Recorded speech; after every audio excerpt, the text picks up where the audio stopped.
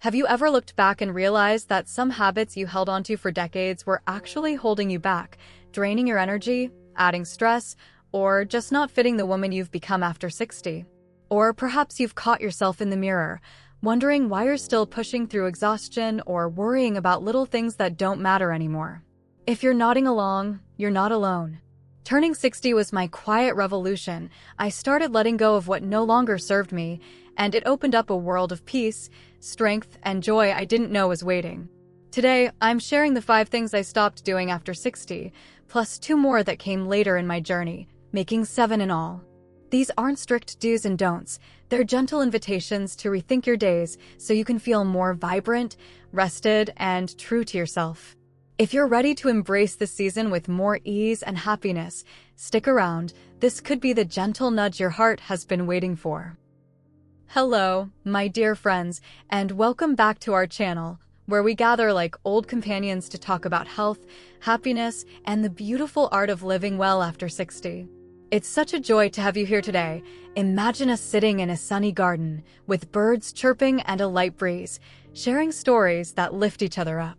As we step into our 60s, 70s, and even 80s, life invites us to pause and reflect on what truly nourishes our souls and bodies. We've spent so many years giving to others, raising children, supporting spouses, building careers, and keeping homes running smoothly, that it's easy to carry old habits forward without questioning them. But after 60, our energy shifts, our bodies ask for more kindness, and our hearts crave simplicity. That's why today's topic feels so personal and important. The 5 things I stopped doing after 60, and 2 more that followed as I listened closer to my needs, making 7 key shifts in all. These changes didn't come from a book or a doctor. They came from my own experiences, from feeling the weight of unnecessary stress and realizing I deserved a lighter, more joyful path. For women like us, who've given so much, stopping certain things isn't about quitting. It's about reclaiming your time, your peace, and your health so you can savor this chapter with grace and vitality. Whether you're just turning 60 and noticing those first whispers of change, in your 70s navigating a new rhythm, or in your 80s seeking ways to feel more comfortable and content, these stops can help you protect your well-being and make room for what brings you true happiness. I'll share each one with stories from my life and simple, everyday tips you can try right away to feel the difference. Remember, I'm not a doctor or an expert, just a friend who's walked this path, sharing what worked for me and the many women I've talked to over the years. If something here speaks to you, chat with your doctor to make sure it aligns with your health. Let's begin with the first thing I stopped: worrying about what others think. The first thing I stopped doing after 60 was worrying about what others think. Oh, ladies, this one was like lifting a heavy blanket off my shoulders. I felt freer almost immediately. In my 40s and 50s, I spent so much time fretting over the little things. Was my living room tidy enough for unexpected guests? Was my outfit appropriate for my age at a family event? Was I saying the right things in conversations to avoid judgment? It was exhausting, like carrying an invisible load that kept me from being fully present and enjoying the moment. As we get older, our bodies and minds don't bounce back from stress as quickly. Worrying can make your heart flutter a bit more, tense your muscles, or even keep you awake at night, leaving you feeling worn out when you need your energy for the things that matter, like a walk with a friend or playing with your grandkids. For women over 60, this kind of constant concern can add unnecessary tension that affects how we feel overall, making us less likely to try new things or relax into who we are. I remember a day in my early 60s when I almost skipped a neighborhood coffee meetup because I was worried my casual sweater wasn't fancy enough. What a silly waste. I went anyway, and no one cared. We just laughed and shared stories. Stopping this habit gave me back my peace and let me focus on what truly brings joy. The practical tip here is to start your day with a simple affirmation to set a positive, self-focused tone. Each morning, stand in front of the mirror, look yourself in the eyes, and say something kind like, "Today, I'm choosing what makes me happy, and that's enough." It might feel a little awkward at first, like talking to an old friend you haven't seen in a while, but after a few days, it becomes a comforting ritual. Try it tomorrow morning and you'll notice how it helps you let go of others' opinions, Perhaps letting you wear that colorful scarf you've been hesitating about, or skip a social event that doesn't excite you, so you can spend the time reading a book or calling a loved one instead. This small act of self-kindness can make your days feel lighter, more authentic, and full of the things that light you up inside. The second thing I stopped was skipping meals, especially breakfast, in the rush to get things done or thinking it would help me watch my figure. In my 50s, I'd often dash out the door with just a quick cup of coffee, figuring I could eat later, but after 60, I saw how that left me feeling foggy, cranky, and low on energy by mid-morning. As we age, our bodies need steady nourishment to keep our blood sugar stable, support our muscles, and maintain our mood. Skipping meals can cause dips in energy that make everything feel harder, from running errands to enjoying a hobby. For women over 60, not eating regularly can also slow down our metabolism and contribute to losing muscle, which we want to avoid to stay strong and steady on our feet. I learned this lesson when I felt lightheaded during a morning walk with my sister, all because I'd rushed through breakfast. Now I treat meals as a priority, and it's like giving my body a steady stream of fuel to keep going smoothly. The practical tip is to prepare a simple, nourishing breakfast the night before so it's ready when you wake up. Try mixing a half cup of oats with yogurt, a handful of berries, and a sprinkle of nuts in a jar, then let it sit in the fridge overnight. It's called overnight oats, and it's delicious, easy to digest, and packed with protein and fiber to keep you full and energized. Give it a try for a few days, and you'll see how it helps you start your morning with a clear head and steady energy, maybe making that trip to the grocery store or a phone call with your grandchildren feel easier and more enjoyable. This habit has become my way of saying I matter first thing in the day, and it sets a tone of self-care that carries through. The third thing I stopped was overcommitting my time to every request that came my way, whether it was babysitting the grandkids on short notice, volunteering for every church event, or hosting family gatherings even when I felt tired. In my earlier years, I thought saying yes to everything made me a good person, reliable, helpful, the one everyone could count on. But after 60, I noticed how that left me feeling overwhelmed and depleted, with no time left for my own rest or the little things that bring me joy, like reading a magazine or taking a quiet walk. As we get older, our energy isn't as endless, and constantly saying yes can lead to burnout, which shows up as trouble sleeping, feeling irritable, or even getting sick more often because your body is running on empty. For women over 60, overcommitting can mean missing out on the self-care we need to stay healthy and happy, like getting enough sleep or enjoying a hobby that recharges us. I remember a busy week in my 60s when I said yes to 3 events in a row, a bake sale, a family dinner, and a friend's birthday lunch, and by the end, I was so exhausted I came down with a cold that kept me in bed for days. That was my turning point. I realized I deserved to choose what filled my cup, not just what filled others. Stopping this habit gave me back my time and my peace. I still help when I can, but on my terms. The practical tip is to practice a gentle no that protects your energy without feeling guilty. Next time someone asks for your time, take a deep breath and say, "Let me check my schedule and get back to you tomorrow." This gives you space to think if it fits your day and how you'll feel afterward. Try it this week, perhaps with a phone call or invitation, and you'll find more room for things like a relaxing bath, knitting that scarf, or just sitting on your porch watching the birds, feeling calm and in control of your own schedule. It's like giving yourself permission to say yes to you first, and it makes the yes you do give even more meaningful. The fourth thing I stopped was ignoring my body's signals, like a nagging ache, unusual tiredness, or even that little voice saying, "Slow down." In my 50s, I'd push through a sore knee or a stiff back, telling myself it was nothing and it'd pass. But after 60, I saw how that could lead to bigger problems, like a small pain turning into something that kept me from my daily walks or enjoying time with friends. As we age, our bodies speak to us more softly, but those signals, whether it's fatigue after a short outing or discomfort in your joints, are important messages asking for care. Ignoring them can mean small issues grow into chronic ones, like joint wear that limits your movement or fatigue that steals your joy. For women over 60, not listening can also mean missing early signs of things like low energy from not getting enough nutrients or stress building up.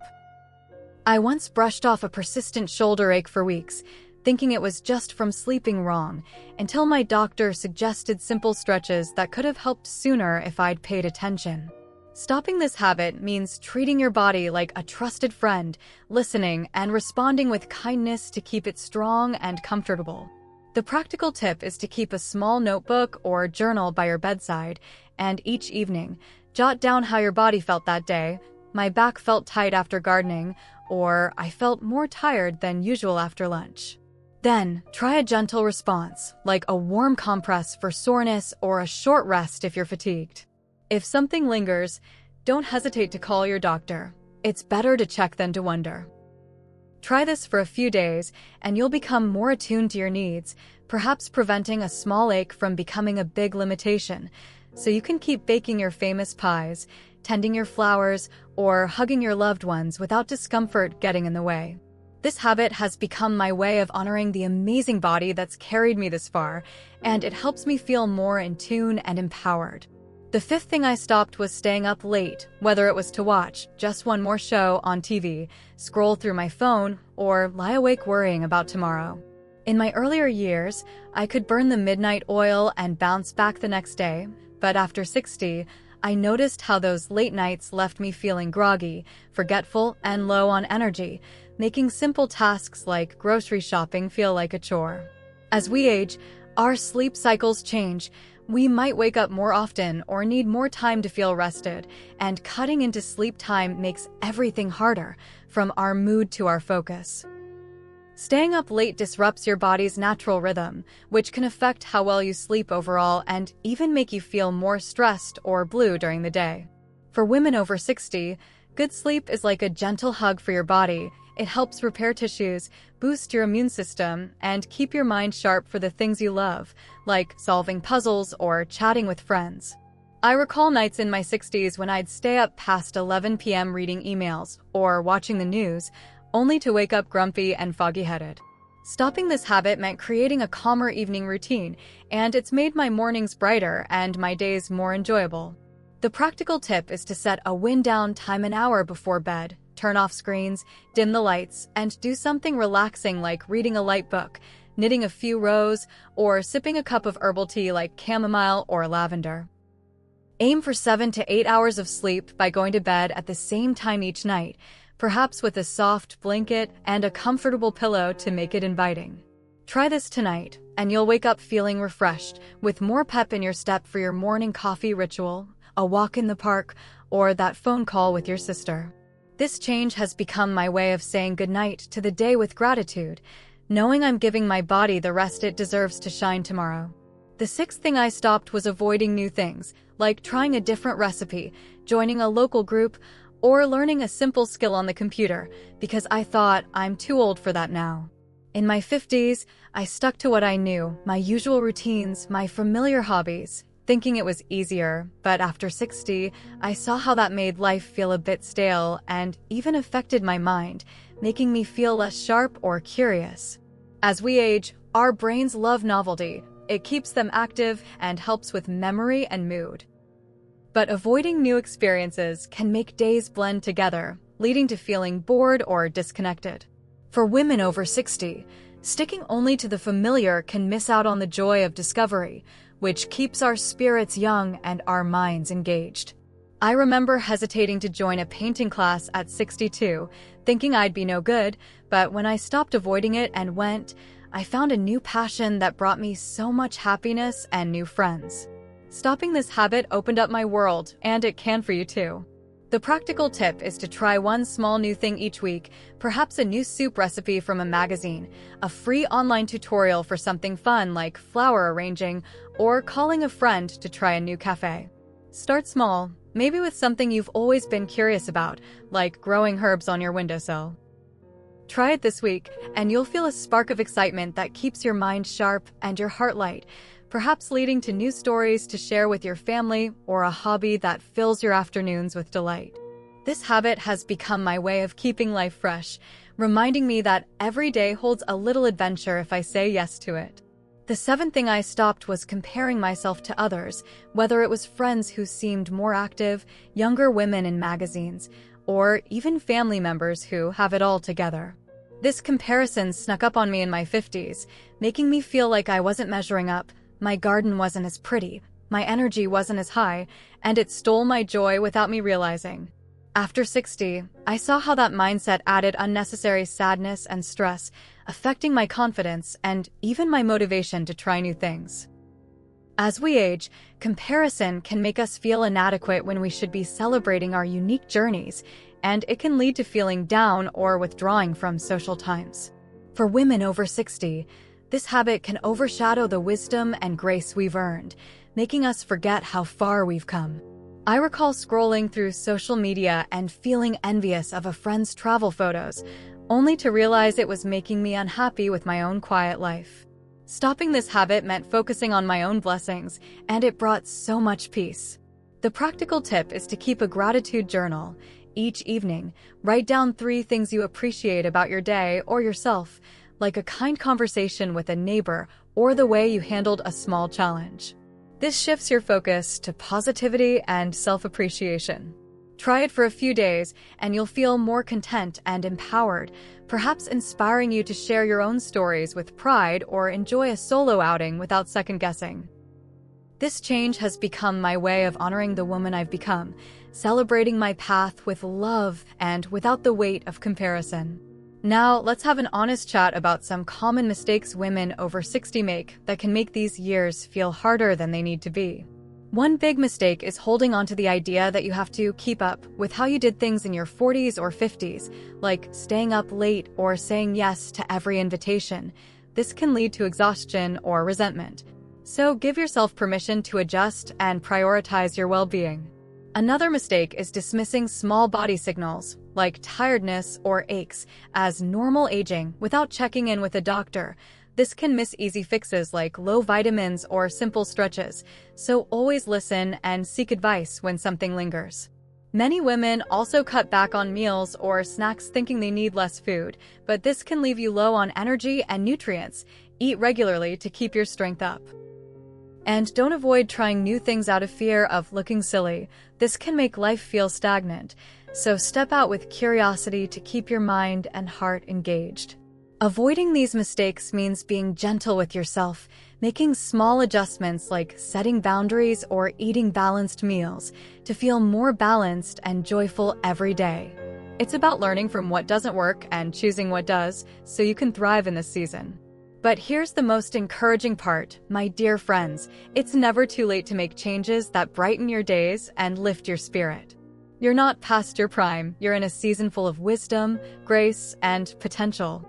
I've seen women in their 70s start saying no to overcommitments and find time for hobbies they love, blooming with happiness they thought was behind them. Or ladies in their 80s who stopped ignoring their body's signals and started gentle routines that gave them back their energy and confidence. Every small step, like a morning affirmation, a nourishing meal, a kind boundary, listening to your body, prioritizing sleep, trying something new, or practicing gratitude, is a gift to yourself that adds up to feeling stronger, more peaceful, and deeply content.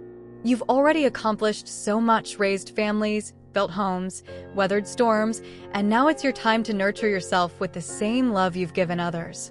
You deserve to wake up each day feeling joyful, ready to savor the little moments, like a chat with a friend, a walk in the sunshine, or a quiet evening with a good book. Trust me, these years can be some of the sweetest if you let go of what no longer serves you and embrace what does. To wrap up, the 7 things I stopped after 60: worrying about others' opinions, skipping meals, overcommitting, ignoring body signals, staying up late, avoiding new things, and comparing myself, have made my life lighter, healthier, and more fulfilling. With tips like morning affirmations, prepped breakfasts, gentle no's, body journals, wind-down routines, weekly novelties, and gratitude journals, you can feel the same freedom and joy. You're amazing, and this time is for cherishing yourself, creating memories, and living with grace. If this video touched your heart, please give it a thumbs up, subscribe for more warm advice, and share it with a friend who might need it. I'd love to hear from you. What's one thing you're ready to stop? Drop it in the comments, and let's support each other. Take care, my friends, and we'll talk soon.